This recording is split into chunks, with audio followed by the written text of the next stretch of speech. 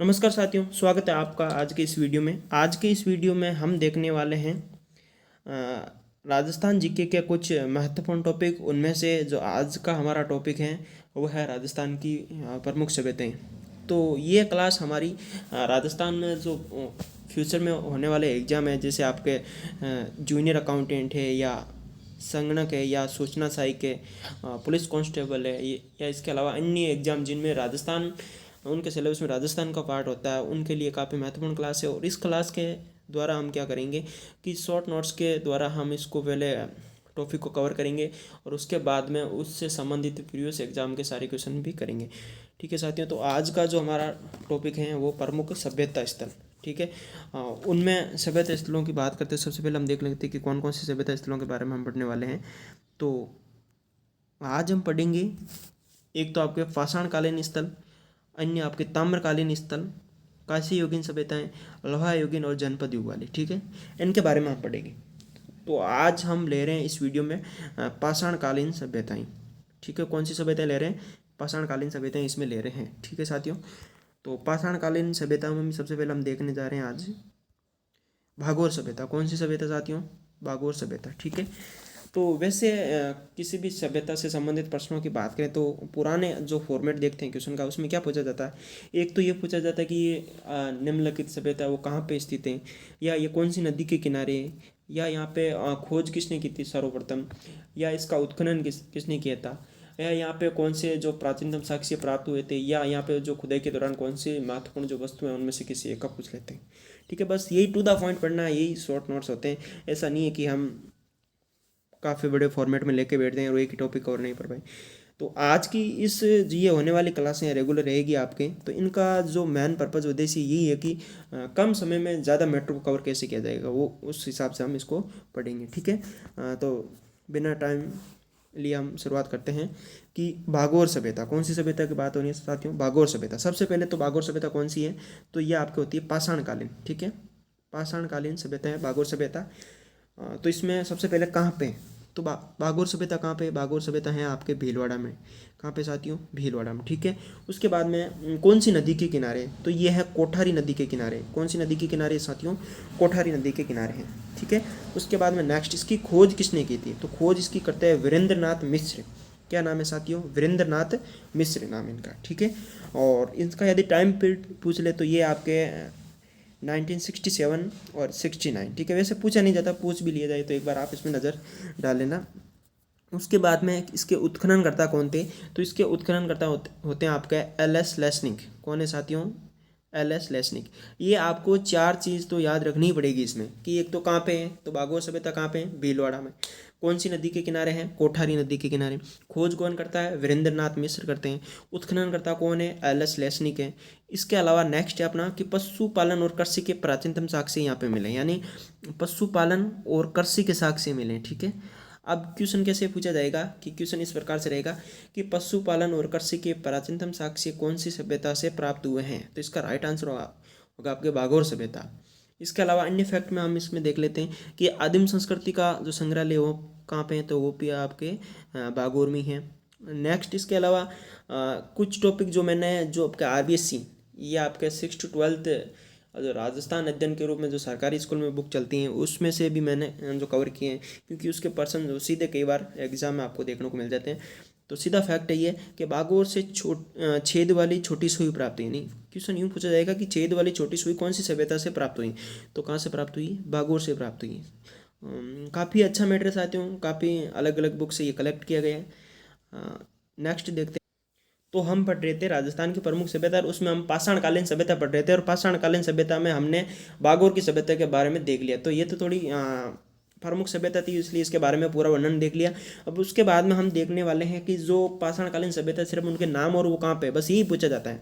बाकी छोटी मोटी सभ्यताएं हैं और उनका नाम और वो कहाँ पे, इतना बस आपको याद है तो वो एग्जाम के लिए खूब है आपके। ठीक है, नेक्स्ट आपके पाषाणकालीन सभ्यता में ही पढ़ रहे हैं। तो नेक्स्ट सभ्यता है गरदड़ा सभ्यता। कौन सी सभ्यता है साथियों? गरदड़ा सभ्यता। ठीक है, तो कहाँ पे है? तो यह है बूंदी में है। कहाँ है साथियों? बूंदी में है। ठीक है, याद रखना आप, बूंदी में है। नदी कौन सी है? कौन सी नदी के किनारे? तो ये है आपके छाजा नदी के किनारे। कौन सी नदी? झाझा नदी। और प्राचीनतम साक्ष्य के रूप में कई बार पूछा जाता है, तो ये हैं आपके प्रथम बर्ड राइडर रॉक पेंटिंग्स यहाँ पे मिली थी। ठीक है, कौन सी पेंटिंग है? प्रथम बर्ड राइडर रॉक पेंटिंग। तो ये तो थी आपके गरदड़ा सभ्यता। और ये कौन सी सभ्यता से संबंधित है? तो ये आपके पाषाणकालीन सभ्यता से संबंधित हैं। नेक्स्ट है आपके तिलवाड़ा सभ्यता। कौन सी सभ्यता? तिलवाड़ा सभ्यता। ठीक है, कहाँ पे स्थित है? तो ये है आपके बाड़मेर में। ठीक है, कहाँ पे है साथियों? बाड़मेर में। कौन सी नदी के किनारे हैं? तो ये हैं आपके लूनी नदी के किनारे हैं। ठीक है, उसके बाद में यहाँ पे जो प्राचीनतम अवशेष प्राप्त हुए वो है पशुपालन के अवशेष प्राप्त हुए हैं। ठीक है, नेक्स्ट है अपने बांका गांव। बांका गांव की जो सभ्यता है वो कहाँ पे स्थित है? तो ये आपके भीलवाड़ा में स्थित है। और ये यहाँ पे प्राचीनतम साक्ष्य के रूप में राज्य की पहली अलंकृत गुफा के प्रमाण या अवशेष प्राप्त हुए हैं। राज्य की पहली अलंकृत गुफा यानी जो सजा रखी, जिसको डेकोरेटेड किया गया था। तो ये क्वेश्चन आपको कई बार मिलता है कि राज्य की पहली अलंकृत गुफा निम्न में से किस सभ्यता से प्राप्त हुई? तो इसका राइट आंसर होगा आपके बांका गाँव, जो कहाँ पे स्थित है? भीलवाड़ा में। नेक्स्ट है आपके डडीगर सभ्यता। तो डडीगर सभ्यता भी कहाँ पे है? आपके अलवर में है। दर सभ्यता ये भी आपके कहाँ है? भरतपुर में है। इसके बाद नेक्स्ट सभ्यता है इंद्रगढ़। तो इंद्रगढ़ भी कोटा में है। उसके बाद में जायल नागौर में है। उसके बाद में चंद्रावती। तो चंद्रावती का संबंध सिरोही जिले से है। अलनिया आलनिया और तिफटिया काफ़ी इंपॉर्टेंट है, कई बार सीधा यूं का यूं आपको एग्जाम में देखने को मिल जाएगा ये कि आलनिया और तिपटिया का संबंध किससे हैं? तो कोटा से हैं। किससे साथियों? कोटा से हैं। किससे हैं? कोटा से हैं। उसके बाद में डाडाथोरा। डाडाथोरा का संबंध है आपके बीकानेर से हैं। और डीडवाना का संबंध किससे है? नागौर से। ठीक है, तो ये तो थी आपके पाषाणकालीन सभ्यताएं। ठीक है, जो छोटी सभ्यताएं हैं उनके सिर्फ हमने नाम देखे थे। और जो प्रमुख सभ्यता था इसमें अब बागोर सभ्यता, उसके बारे में हमने इसका जो पूरा विवरण देखा था। तो पाषाणकालीन सभ्यताओं के बारे में हमने विस्तार से देख लिया। अब हम पढ़ रहे हैं ताम्रकालीन सभ्यताओं के बारे में। और उनमें फर्स्ट सभ्यता हमारी वो है गणेश्वर सभ्यता। कौन सी सभ्यता है साथियों? गणेश्वर सभ्यता प्रमुख सभ्यता है। कई बार इससे संबंधित क्वेश्चन आपको एग्जाम में देखने को मिलते हैं। तो वही फॉर्मेट रहेगा हमारा। कहाँ पे है? कौन सी नदी है? खोजकर्ता कौन है? उत्खननकर्ता कौन है? अन्य नाम क्या? विशेषता क्या है? और प्राचीनतम साक्ष्य यहाँ पे कौन से प्राप्त हुए? ठीक है, तो नाम है गणेश्वर सभ्यता। कहाँ पे है? सीकर में है। कहाँ पे साथियों? सीकर में है। और नीम का थाना। अब नीम का थाना स्वयं एक जिला बन गया है, तो इसका ये भी हो सकता है कि कहाँ पे? तो सीधा नीम का थाना जिले में है। ठीक है, और नदी कौन सी है? नदी तो चेंज होने से रही, तो नदी है आपके कांतली नदी। कौन सी नदी है साथियों? कांतली नदी। ठीक है, गणेश्वर सभ्यता कहाँ? सीकर, नीम का थाना। ठीक है, और नया फॉर्मेट है नीम का थाना जिला रहेगा। ठीक है, उसके बाद में नदी कांतली नदी। खोजकर्ता कौन है? इसके खोजकर्ता है RC अग्रवाल, यानी उनका पूरा नाम है रतन चंद्र अग्रवाल। और इसकी खोज कब की गई थी? 1972 में की गई थी। कब की गई थी साथियों? 1972 में की गई थी। उसके बाद में है इसके उत्खननकर्ता कौन है? ठीक है, उत्खननकर्ता कौन है? तो इसके उत्खननकर्ता है विजय कुमार। कौन है साथियों? विजय कुमार। उसके बाद में इसका उत्खनन कब किया गया था? तो 1977 में किया गया था। कब किया गया था? 1977 में किया गया था। उसके बाद में है कि इसके उपनाम कौन कौन से? तो इसके उपनामों की बात करें तो इसके उपनाम है आपके ताम्रयुगीन सभ्यताओं की जननी। क्या नाम है साथियों? ताम्रयुगीन सभ्यताओं की जननी। ठीक है, ताम्रयुगीन सभ्यताओं की जननी। और इसे ताम्रयुगीन सभ्यताओं की जननी कहा था डॉक्टर विजय कुमार ने। किसने कहा था साथियों? डॉक्टर विजय कुमार ने कहा था। किसने कहा था? डॉक्टर विजय कुमार ने कहा था। ठीक है, और नेक्स्ट इसका जो अन्य नाम है या उपनाम है वो है पुरातत्व का पुष्कर। इसे क्या कहा जाता है? पुरातत्व का पुष्कर भी कहा जाता है। और इसे ताम्र संचयी संस्कृति कहा जाता है। क्या कहा जाता है? ताम्र संचयी संस्कृति।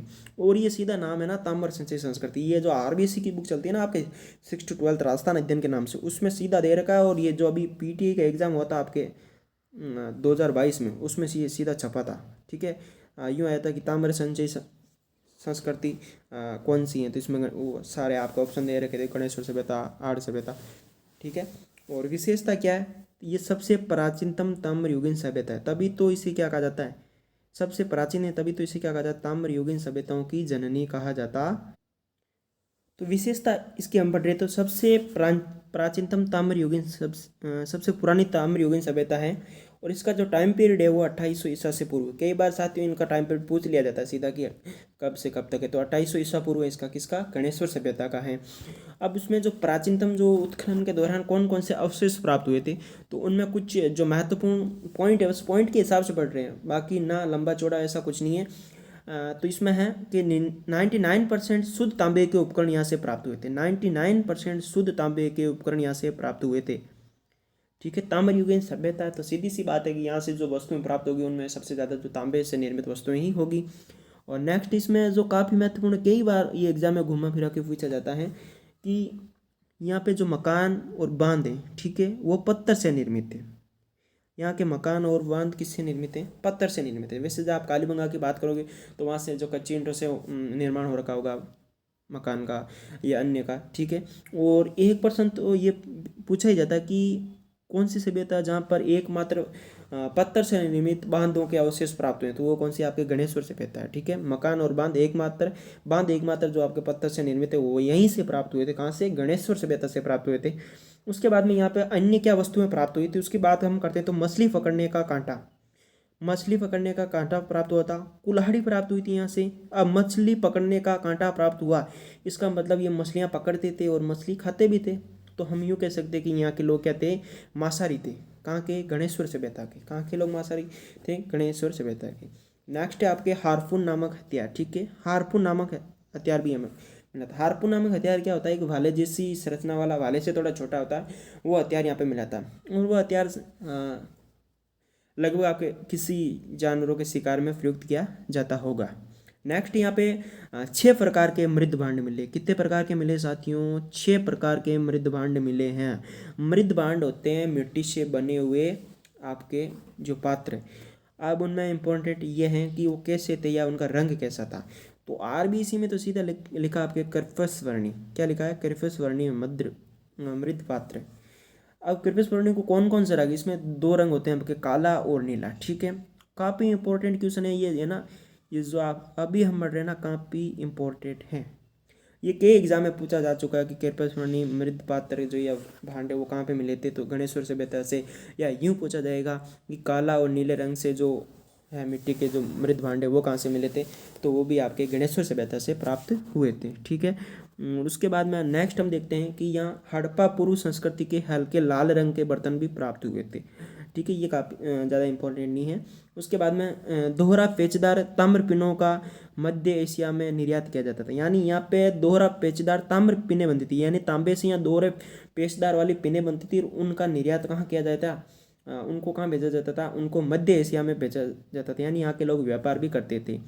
इसके अलावा यहाँ मिट्टी के छल्लेदार बर्तन भी प्राप्त हुए। क्या प्राप्त हुए, मिट्टी के छल्लेदार बर्तन भी प्राप्त हुए। और यहाँ के लोग क्या थे, मांसाहारी थे, वो हम पहले ही पढ़ चुके हैं कि मछली पकड़ने का कांटा मिला है, तो संभवतः वो मछली पकड़ते थे और खाते होंगे। ये लोग मांसाहारी थे। और ये सारी चीज़ें ना जो आपको, ये आपके जो आरबीसी की बुक है ना, राजस्थान अध्ययन की, उसमें से कवर की गई हैं।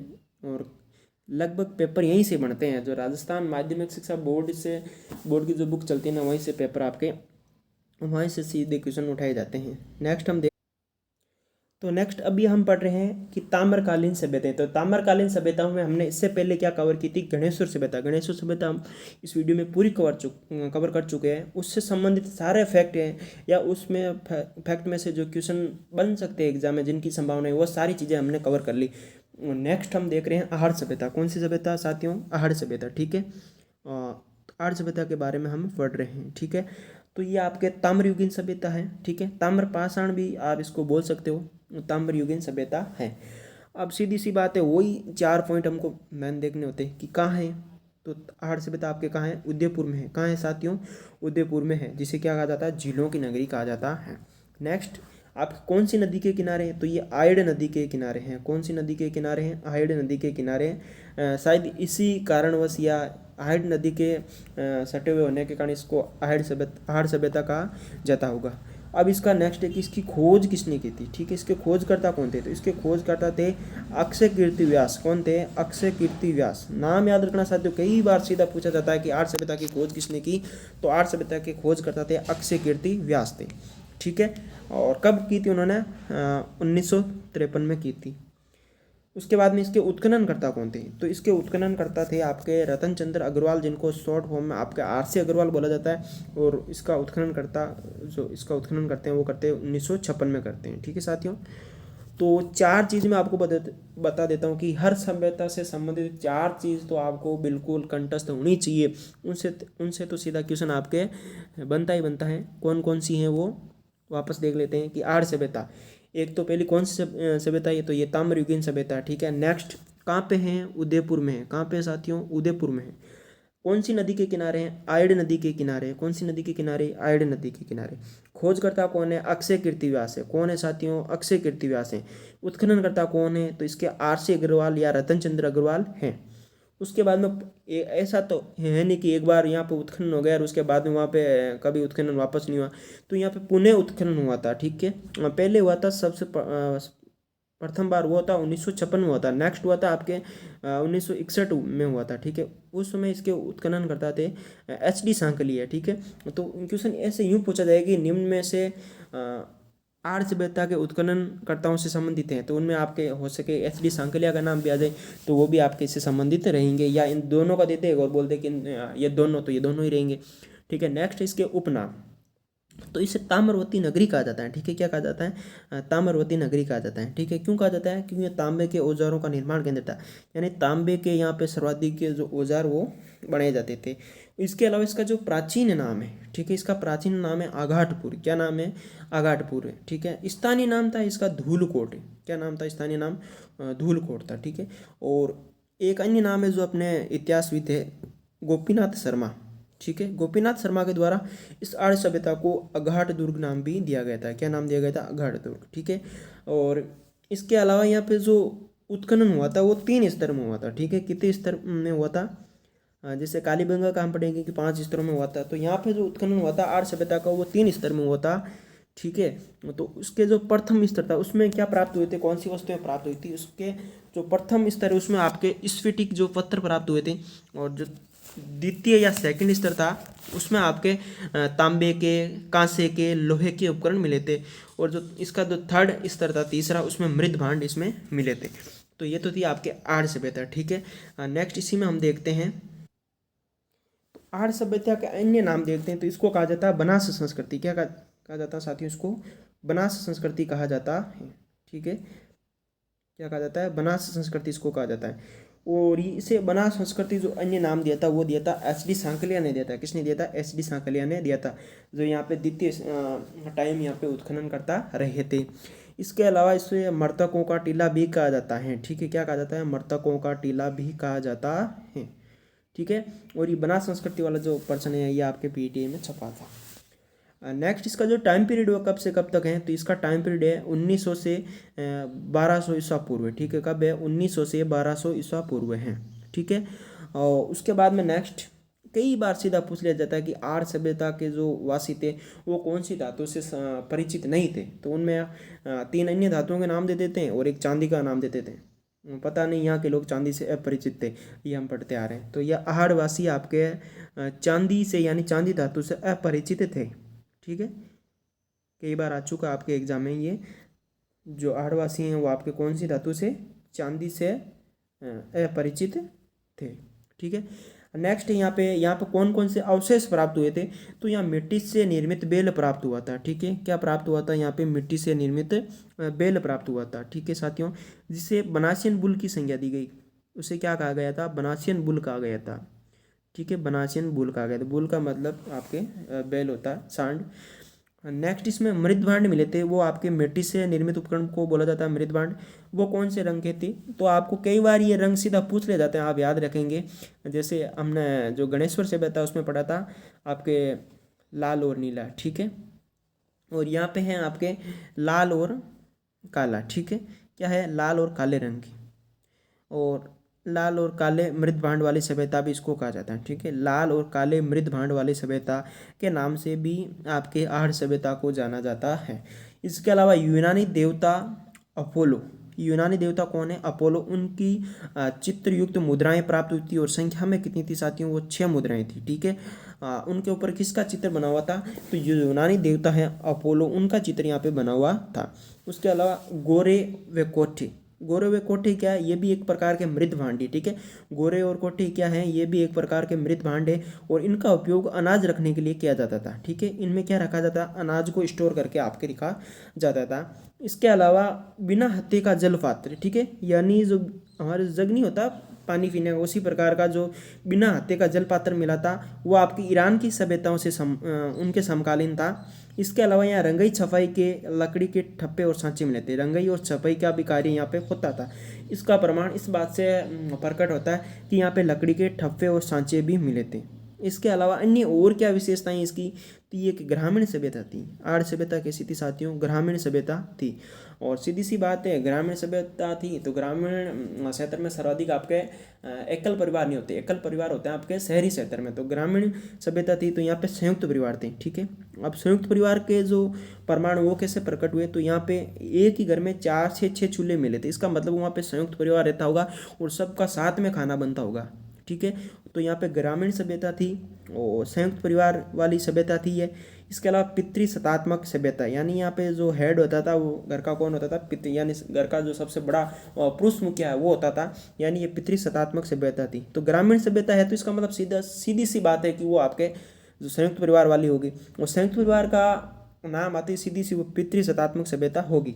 ठीक है, इसके अलावा यहाँ पे और क्या क्या मिला था, तो आपके यहाँ पे तस्तरियाँ मिली थी। ठीक है, तस्तरियों के अलावा यहाँ पे जो आपके तस्तरियाँ मिली थी, इसके अलावा दीपक मिले थे, तस्तरियाँ दीपक। इसके अलावा थोड़ा जूम कर लेते हैं इसको, तो यहाँ पे मिला था आपको तस्तरियाँ मिली थी, दीपक मिले थे, धूपदानियाँ मिली थी, मटके मिले थे, कलश मिले थे, 26 मणियाँ मिले थे, 6 तांबे की मुद्राएं वो मिली थी, वो हम पढ़ चुके हैं। आपके ये किसकी थी, यूनानी देवता अपोलो के चित्र युक्त आपके यहाँ 6 मुद्राएं प्राप्त हुई थी, तांबे से निर्मित। ठीक है, इसके अलावा 3 मोहरें अन्य भी मिली थी। ये सारा जो मैटर है ना, ये जो क्या मिला क्या नहीं मिला, ये आपके आरबीएससी से कवर किया गया है, सीधा आरबीएससी से इसको लिया गया है। कई बार ये सीधा क्वेश्चन आपके आरबीएससी की लाइन से सीधा उठाकर एग्जाम में क्वेश्चन पूछ लिया जाता है। नेक्स्ट देखते हैं इसमें हम, तो हमने यहाँ तक कवर किया। आपके गणेश्वर सभ्यता को हम कवर कर चुके हैं, इसके अलावा आर्य सभ्यता को हम कवर कर चुके हैं। गणेश्वर और आर्य सभ्यता आपके ताम्रकालीन सभ्यताएं थी। आर्य सभ्यता के बारे में एक तथ्य और भी आपको देखने को मिलेगा कि इसके 8 बार उजड़ने और 8 बार बसने की जानकारी मिलती है। ठीक है, इसके बारे में, आर्य सभ्यता के बारे में। तो नेक्स्ट अपनी जो तीसरी सभ्यता है वो आपके गिलुंड सभ्यता है। कौन सी सभ्यता है, गिलुंड सभ्यता। ठीक है, ये भी आपके क्या है कि ताम्रकालीन सभ्यता है।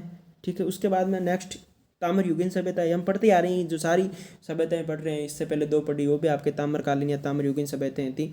और वही वापस मैन आपके 4 जो मुख्य चीज़ें होती वो क्या होती कि ये कहाँ पे हैं, तो ये हैं आपके राजसमंद में। कहाँ पे साथियों, राजसमंद में है। ठीक है, और नदी कौन सी है, तो ये नदी है बनास नदी के किनारे हैं। ठीक है, इसके खोज और उत्खनन करता कौन थे, वो थे बीबी लाल। ठीक है, कौन थे, बीबी लाल। और कब की थी उन्होंने खोज या उसका उत्खनन कब किया था, 1957 से 58 में। इसके अलावा काफ़ी वर्षों बाद 1998 से लेकर 2003 तक इसका जो पुनः उत्खनन किया गया था वो किया गया था आपका डॉक्टर ए.वी. शिंदे। क्या नाम है साथियों, डॉक्टर ए.वी. शिंदे और प्रोफेसर ग्रेगरी पोसल। ठीक है, क्या नाम है, प्रोफेसर ग्रेगरी पोसल।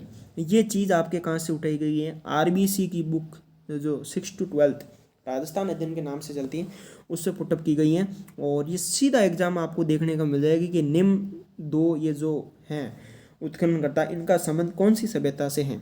तो ये नाम आपको याद रखना है, डॉक्टर ए.वी. शिंदे और प्रोफेसर ग्रेगरी पोसल।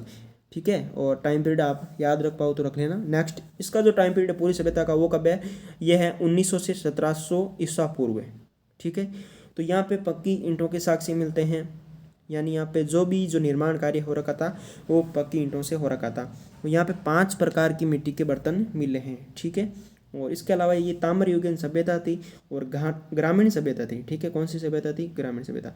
वैसे छोटी सभ्यता, इसके बारे में बस आप ये 4 चीज़ याद रखो ना, कौन कौन सी, कि एक तो ये कलर चेंज कर लेते हैं, कि एक तो ये कहाँ पे है। ठीक है, तो ये है राजसमंद में। कहाँ पे साथियों, राजसमंद में। ठीक है, नेक्स्ट कौन सी नदी के किनारे, बनास नदी। उत्खनन करता या खोज करता कौन है, तो बीबी लाल है। कौन है, बीबी लाल है। बस ये 4 चीज़ इसके बारे में आप याद याद रखते तो वो एग्ज़ाम के लिए आपके काफ़ी हैं। नेक्स्ट इसमें देखते हैं हम बालातल सभ्यता। ठीक है, वही हम ताम्र कालीन सभ्यता में पढ़ रहे हैं। सबसे पहले हमने पढ़ी थी गणेश्वर सभ्यता, उसके बाद में हमने पढ़ी थी आहड़ सभ्यता। आहड़ सभ्यता के बाद में नेक्स्ट पढ़ी थी गिलुण सभ्यता, और फोर्थ नंबर पे हम पढ़ रहे हैं बालातल सभ्यता के बारे में। ठीक है, तो कहाँ पे ये है वल्लभनगर उदयपुर में। ठीक है, कहाँ पे है वल्लभनगर उदयपुर में। वल्लभनगर में क्या है, आपके भैंस प्रजनन केंद्र भी वल्लभनगर में ही है। ठीक है, इसके बाद में जो ज्वार होती हैं आपके, उसका जो अनुसंधान केंद्र है वो भी आपके वल्लभनगर में ही है। ठीक है, वल्लभनगर से आपको दो चीज़ें और भी याद रखनी है कि यहाँ पे एक तो भैंस अनुसंधान केंद्र है, और भैंस क्या खाती है, जवार का चारा खाती है, तो जवार अनुसंधान केंद्र भी आपके कहाँ है, ये भी वल्लभनगर में ही है। ठीक है, अब बालातल सभ्यता कहाँ है, वल्लभनगर में है। कौन सी नदी के किनारे हैं, बेड़च नदी के किनारे। कौन सी नदी के किनारे साथियों, बेड़च नदी के किनारे हैं। इसके खोजकर्ता कौन है, तो इसके खोजकर्ता वीएन मिश्र। कौन है, वीरेंद्रनाथ मिश्र। कौन है, वीरेंद्रनाथ मिश्र। कब की थी, 1962 से 1963 में। ठीक है, अब यहाँ पे अवशेष के रूप में क्या क्या प्राप्त हुए हैं, तो यहाँ पे 11 कमरों के भवन के अवशेष मिले हैं। ठीक है, यानी एक साथ 11 कमरों का एक भवन, बड़ा भवन मिला था। उसमें ये दुर्ग के रूप में भी, यानी किले के रूप में बना हुआ था, और उसका निर्माण जो 11 कमरों वाला जो बड़ा भवन था, उसका निर्माण आपके पक्की ईंटों से हो रखा था। कैसी ईंटों से, पक्की ईंटों से हो रखा था। इसके अलावा मिट्टी से निर्मित सांड की जो प्रतिमा वो भी यहाँ पे प्राप्त हुई थी। इसके अलावा लोहे के औजार प्रचुर मात्रा, यानी काफ़ी मात्रा में मिले थे।